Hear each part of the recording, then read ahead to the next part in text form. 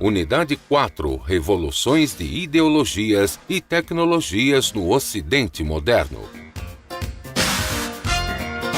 Aula 14.2. Conteúdo: o papel de controle do Diretório dos Índios na Amazônia. Habilidade: contextualizar o início da ocupação, a exploração da força de trabalho indígena, a organização da administração, as ordens religiosas e os colonos leigos. Estamos de volta, gente, para darmos continuidade na segunda aula agora, desta tarde. Desta vez, procurando observar um pouco da política indigenista na região amazônica, como se deu essas relações e como essas relações acabaram afetando os nativos da região. Mas antes disso, vamos fazer uma breve revisão sobre o que nós acabamos de observar na primeira aula. Vamos lá.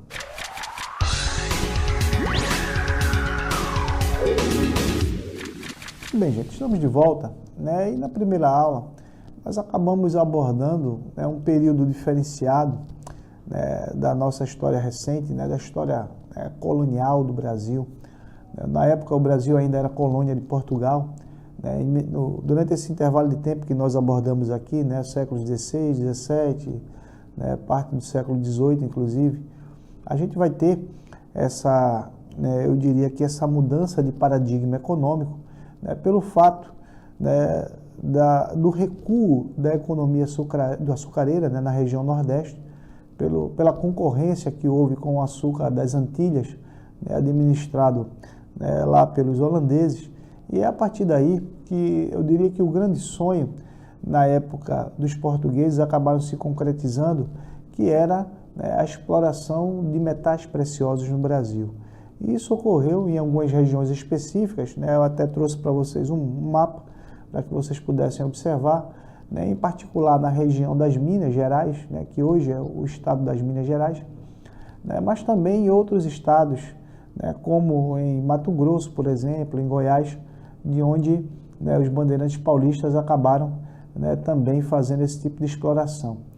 Porém, pessoal, também ficou evidenciado na aula que havia naquela época grandes insatisfações em relação ao modus operandi da própria coroa portuguesa. Quando eu digo modus operandi, é em relação ao modo como ela cobrava impostos excessivos e abusivos. Contra essa cobrança exagerada de impostos, levantou-se um movimento em 1789 chamado de Inconfidência Mineira, os inconfidentes, as pessoas que estavam insatisfeitos com a cobrança do quinto, da derrama, dos impostos que eram cobrados pela coroa portuguesa na produção de ouro. O Tiradentes acabou sendo pego como um grande líder dessa revolução, desse movimento inconfidente, e acabou sendo esquartejado para ser ali tido como exemplo, a não ser seguido. Evidentemente que a coroa portuguesa não queria que houvesse revoltas e, consequentemente, diminuísse seus lucros.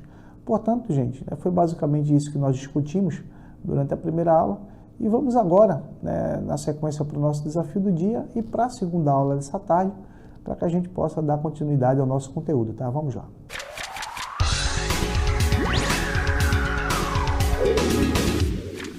Muito bem, eu trouxe para vocês mais uma proposta de desafio. Lembrando que esse desafio vocês deverão responder prioritariamente durante a nossa interatividade final, tá bom? Um desafio também direto, aí, uma pergunta, onde vocês terão a oportunidade de analisar a segunda aula e depois disso fazer os devidos apontamentos. Ele diz o seguinte: descreva as diferenças entre descimentos, guerras justas e tropas de resgate. Tá? Então, a gente tem aí 3 pontos principais para que vocês possam fazer essa análise e, consequentemente, responder. Vocês podem responder também fazendo um resumo, tá, gente? Não tem problema, dizendo o que vocês entenderam, também isso aí é uma opção. Então, vamos lá, sem demoras, para a segunda aula dessa tarde.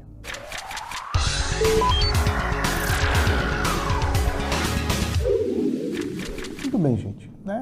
Como a gente está falando de contatos, né, com as populações tradicionais da Amazônia, e, sobretudo, contatos estabelecidos a partir da ação missionária católica, né, eu comecei nessa aula dessa tarde, né, trazendo uma imagem emblemática, né, que é reproduzida aí em alguns livros didáticos, né, de um religioso, né, missionário da ordem jesuíta, fazendo a pregação para o indígena. Essa imagem acaba nos dizendo muita coisa sobre aquele momento, né, em particular o momento do Brasil colônia, em particular o momento de catequização dos índios, o momento onde a Igreja Católica vai tentar angariar o máximo de fiéis possíveis, né, com a conversão desse gentil, né, com a conversão desse gentil em cristão novo, né? Então, sem conseguirem encontrar, né, suficientes minas de ouro na região amazônica,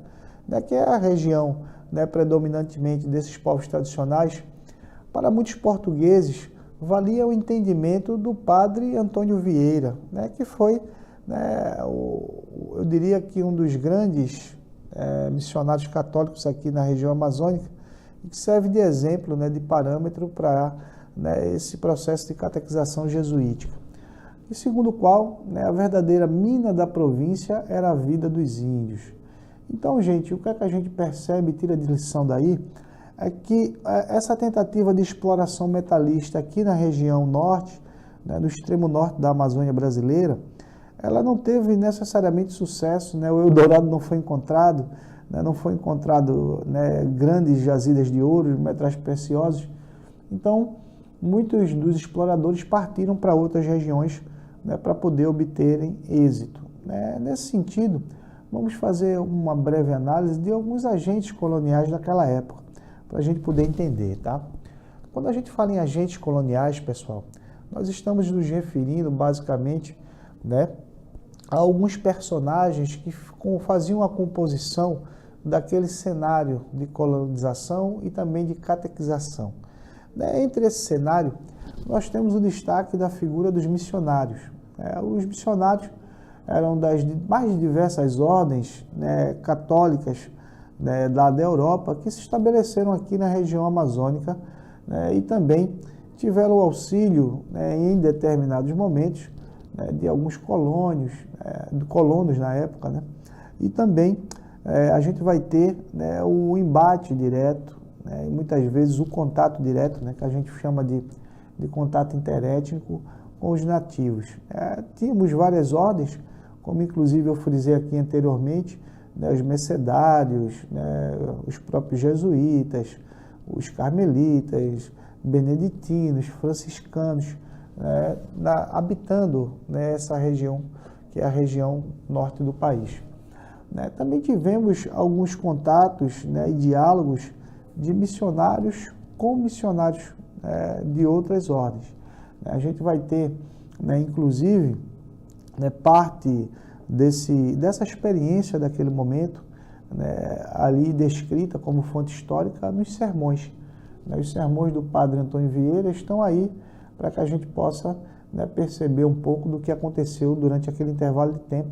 Temos também fontes preciosas daquele período, descritas, né, através de outro padre, né, o padre João Daniel, que nos deixou muitas informações acerca daquele período, né? Além disso, gente, a gente tinha, né, a partir do século XVII, um sistema, né, eu diria que um sistema, né, exclusivo, né, para que pudesse ser feita a cooptação, né, a partir da coroa portuguesa, de indígenas, né, na nossa região. Esse sistema era um sistema chamado de capitães de aldeia. É um sistema que perdurou, né, durante muitos anos, inclusive, de 1616 até 1686. Vocês podem perceber aí, nós temos quase, né, 7 décadas, né, quase 70 anos, onde, né, esse sistema, né, teve seu funcionamento. Inclusive, 1616 é uma data emblemática, tá, gente? É a data também da fundação de Belém, né? Para vocês aí, nossos amigos que estão nos assistindo, se tem algum paraense, vocês vão perceber que é a data, né, também que acaba, né, remetendo à história de Belém, né, da fundação dessa cidade.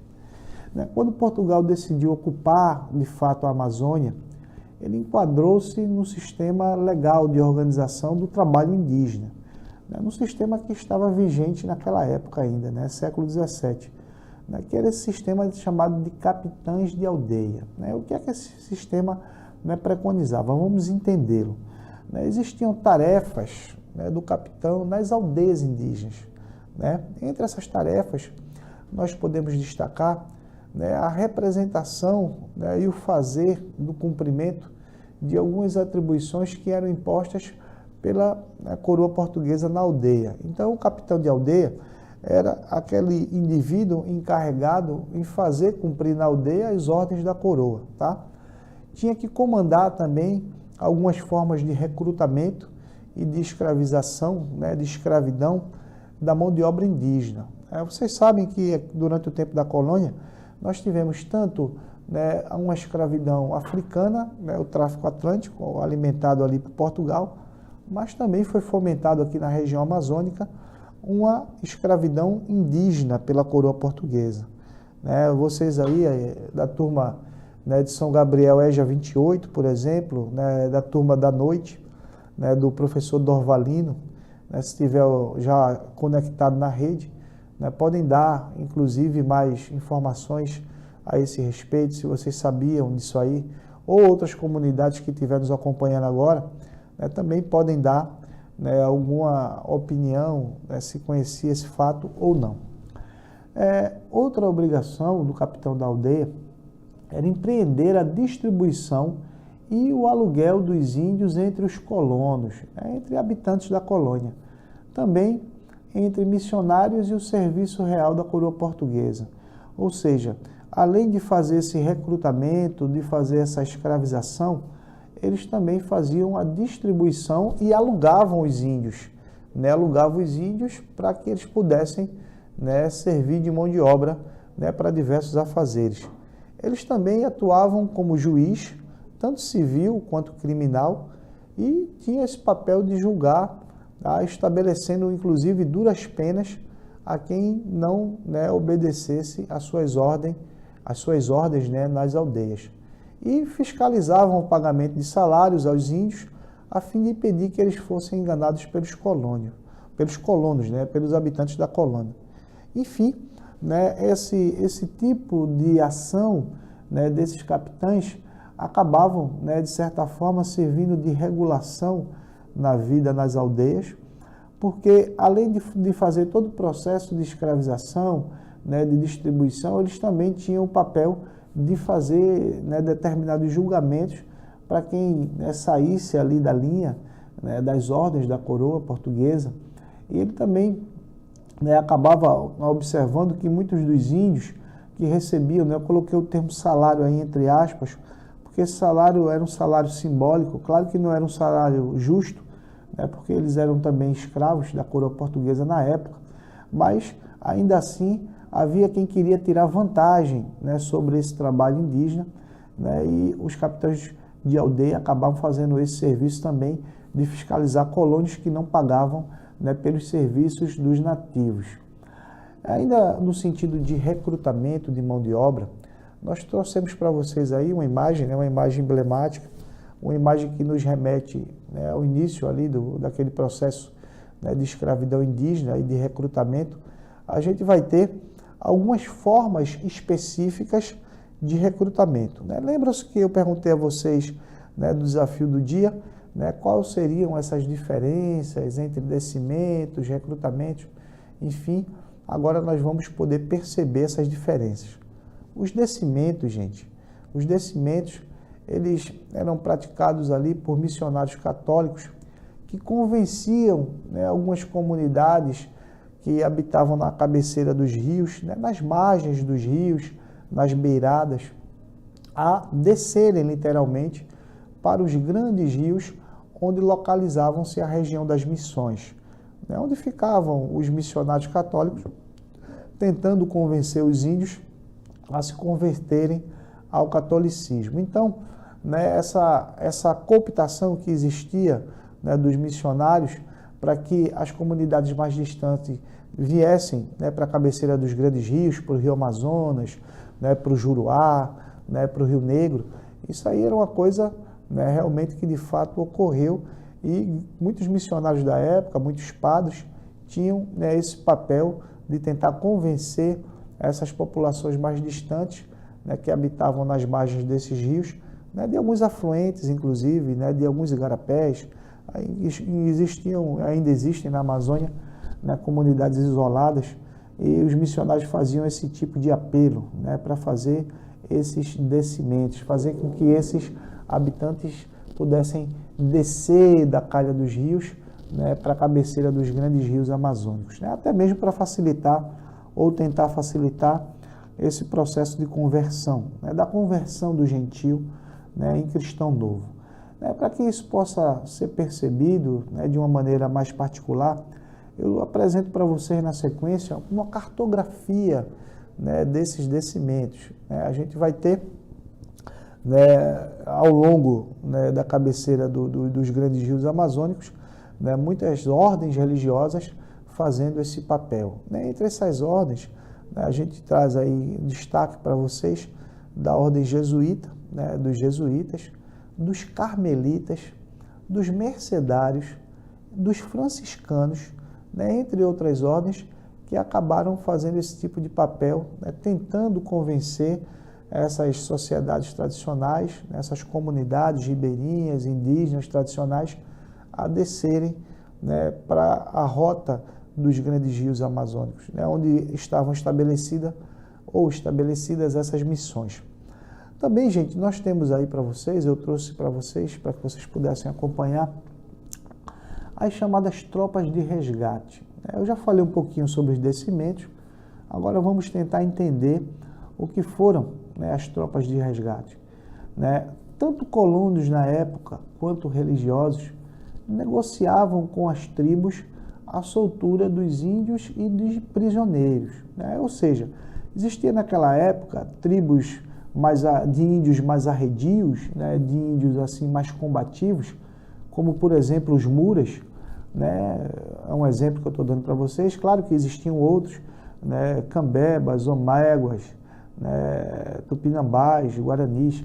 No Brasil Colônia a gente tinha uma infinidade de índios, né, os botocudos, né, mas particularmente eu estou me referindo aos índios aqui da região, né, amazônica. Então essas tropas de resgate, né, eram tropas de negociação, onde a gente tinha alguns religiosos, né, alguns missionários e também colônios da época, que negociavam, né, com essas tribos diretamente a soltura de alguns índios que eram mantidos prisioneiros. Então, né, literalmente era um resgate que eles faziam diretamente, né, a outras tribos, né, de índios que permaneciam ali, né, escravizados já por outras tribos, inclusive. Nós também tínhamos a chamada Guerra Justa, né, ou as Guerras Justas. Os colônios, dentro, né, dessa perspectiva de guerra justa, eles tinham o direito de invadir e de escravizar tribos que invadissem as missões, né, ou que atacassem vilas, ou que atacassem embarcações. Era uma espécie de justificativa que a Igreja Católica dava, né, um cheque, né, em branco, né, para que esses colonos pudessem, né, realmente fazer todo tipo de atrocidade contra essas tribos que invadiam as missões. Por que a Igreja Católica dava, né, esse aval? Porque, né, o objetivo das missões era angariar o máximo de fiéis possível, né, converter o máximo, né, de indígenas possíveis ao catolicismo. E quando esses planos eram estragados, né, compulsoriamente por alguma outra aldeia, né, eles estabeleciam essas chamadas guerras justas. Tá? O tratamento dado aos índios naquela época causava desentendimentos entre os missionários e os chamados colonos leigos, né, aqueles colônios que não tinham necessariamente uma instrução, né, direta da Igreja Católica ou não tinham passado por um processo de conversão.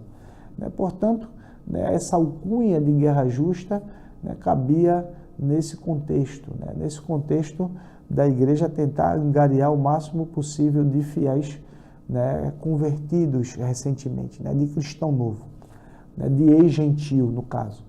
Para que a gente, pessoal, possa ter uma ideia, né, pelo menos mínima, do que aconteceu nesse período, eu separei para vocês, né, um trecho de um filme, né, que fala um pouco sobre essa questão, né, desse período colonial chamado A Missão, né, para que a gente possa tentar compreender um pouco dessas relações daquele período. Então vamos lá assistir.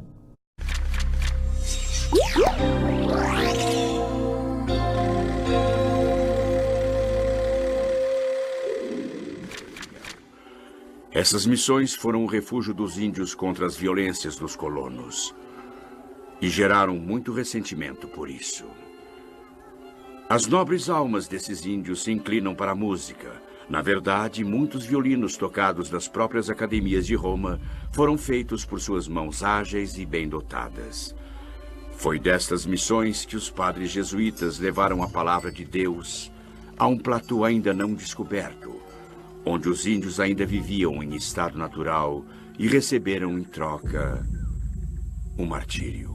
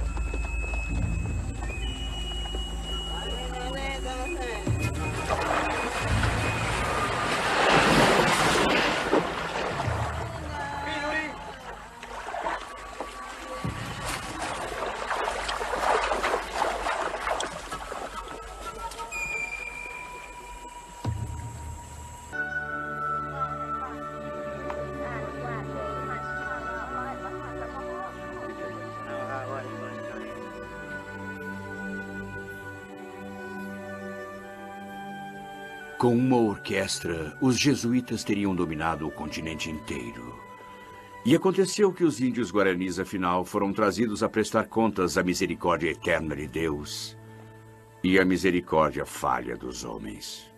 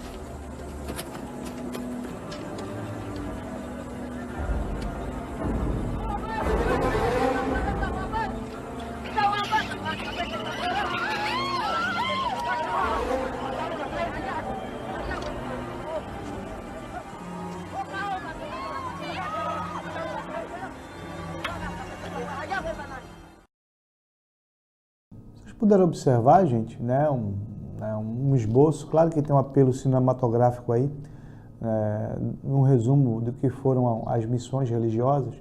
E essas missões, né, acabaram sendo, né, diretamente tocadas, né, pelos jesuítas, né, que eu também já falei para vocês aqui anteriormente, né, essa ordem religiosa foi predominante naquela época.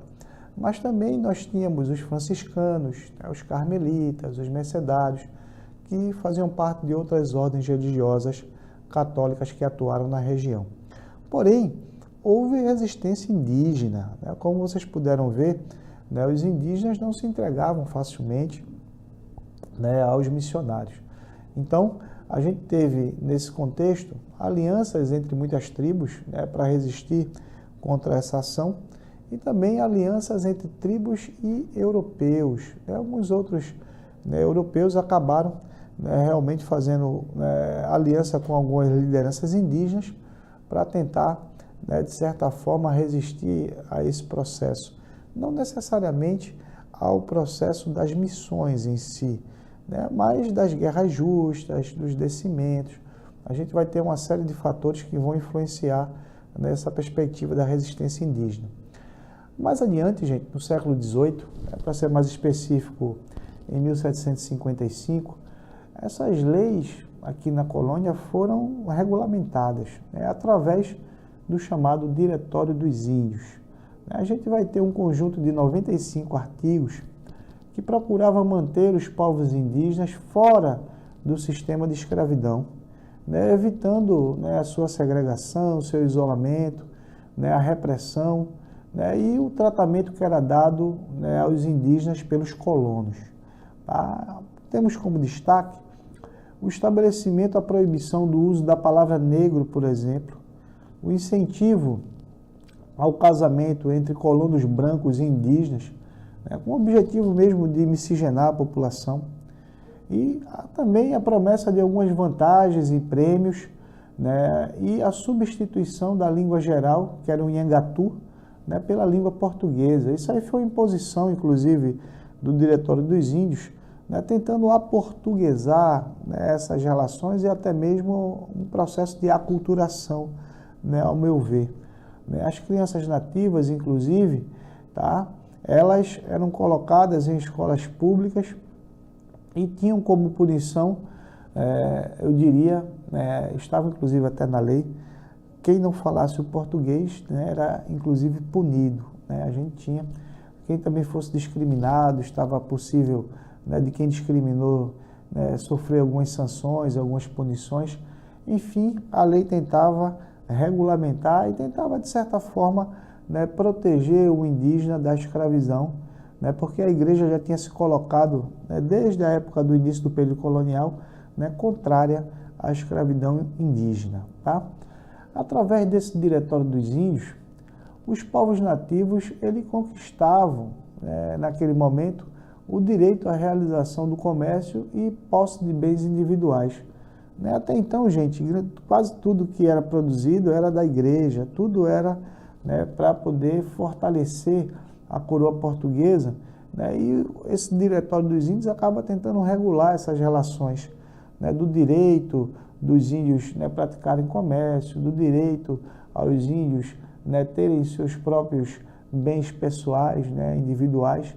Enfim, a lei acaba vindo para tentar regular essas ações. E até que fossem capazes de se inserir na chamada sociedade civilizada, mas tinha um porém. Os índios deveriam ter um diretor, né, um em cada aldeia ou em cada povoação. Por isso, gente, é que era um diretório, que tinha que ter alguém, né, que fizesse essa direção, no caso. Né, mas diferente do que acontecia com os capitães de aldeia, tá? Não era nesse sentido. O capitão de aldeia, né, era um capitão do mato ali, era uma pessoa que regulava, né, a aldeia duramente. Né? O papel do diretor dos índios, né, dentro desse diretório, né, era o papel de fazer cumprir as leis, mas não leis que prejudicassem os indígenas, né? Leis que pudessem beneficiá-los, tá bom? Muito bem, gente, estamos de volta agora, né, para fazer a correção, né, das duas dinâmicas que eu deixei para vocês. O pessoal de Anamã, EJA 23, acabou participando conosco, né, e, né, algumas outras comunidades pelo chat público. Né. O primeiro desafio que eu deixei para vocês foi o seguinte, ó, preste atenção, eu vou colocar aí na tela. Né, quais os personagens da história do Brasil estiveram envolvidos em momentos diversos no processo de expansão do território português sobre os domínios espanhóis? Né? A gente vai ter, gente, né, como eu falei para vocês aqui anteriormente, né, pelo Tratado de Tordesilhas, essa parte aqui da região norte, sobretudo, né, do Brasil, né, sobre o domínio espanhol naquela época. Então, entre, né, muitos personagens que nós podemos destacar, a gente vai ter, né, particularmente os bandeirantes, né, com um papel de destaque nesse processo, né, de tentativa de domínio desse território.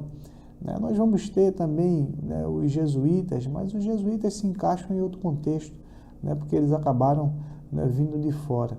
Então, né, particularmente, colonos daqui da região e também os bandeirantes, né, se enquadram nesse contexto, desse primeiro desafio, né?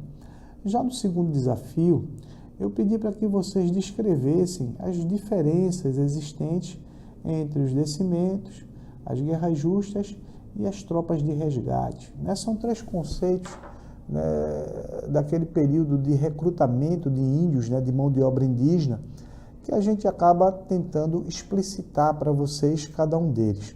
Muito bem, os descimentos, pessoal, né, como o próprio termo já, né, acaba entregando, né, determinando, ele fazia parte da tentativa, né, feita pelos missionários na época de convencer os indígenas que estavam nas cabeceiras dos rios mais distantes a descerem, né, literalmente para a região onde estavam estabelecidas as missões, né, junto às margens dos grandes rios. Né, por isso esse termo descimento. Já o termo guerra justa, tá, era uma carta branca, uma autorização que a própria Igreja, né, católica, né, dava, né, ali, né, de certa forma. Eu não diria Igreja Católica, né, que a Igreja Católica era contrária, mas eu diria a coroa portuguesa, né, para ser mais explícito, né, que a coroa portuguesa acabava dando junto a, né, os colonos para fazer essa intervenção direta contra os índios que não queriam, né, realmente se integrar à causa, né, resistiam. Né, e a resistência indígena foi uma coisa latente dentro da história do Brasil. Né, por outro lado, a gente pode observar que, né, essa ordem, essa determinação, ela acabava, né, sendo explícita, dizendo que se um indígena, né, continuasse resistindo, ele poderia, além de ser escravizado, até mesmo morto. Então, era uma tentativa de justificativa, né, uma guerra justa em relação a esse processo, né, um termo, né, que é utilizado para tentar justificar, né, a escravidão indígena, tentar justificar o que não é justificado.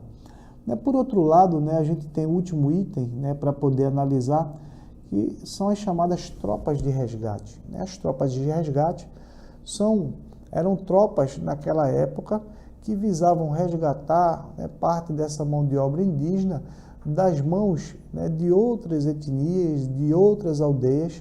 Então, eles acabavam, né, organizando, né, essas expedições, essas tropas, para poder fazer esse tipo de resgate dessa mão de obra indígena.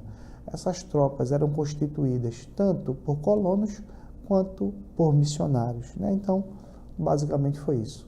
Espero, pessoal, que vocês tenham gostado, tenham assimilado, que é o mais importante. E amanhã nós daremos continuidade, né, essa quarta unidade, para que vocês possam, né, realmente aí, né, absorver o assunto e caminhar, né, nessa série, né, nessa nova etapa da vida de vocês. Então, muito bem, né, me despeço, né, por aqui de todos vocês. Desejo a todos uma excelente tarde e até amanhã.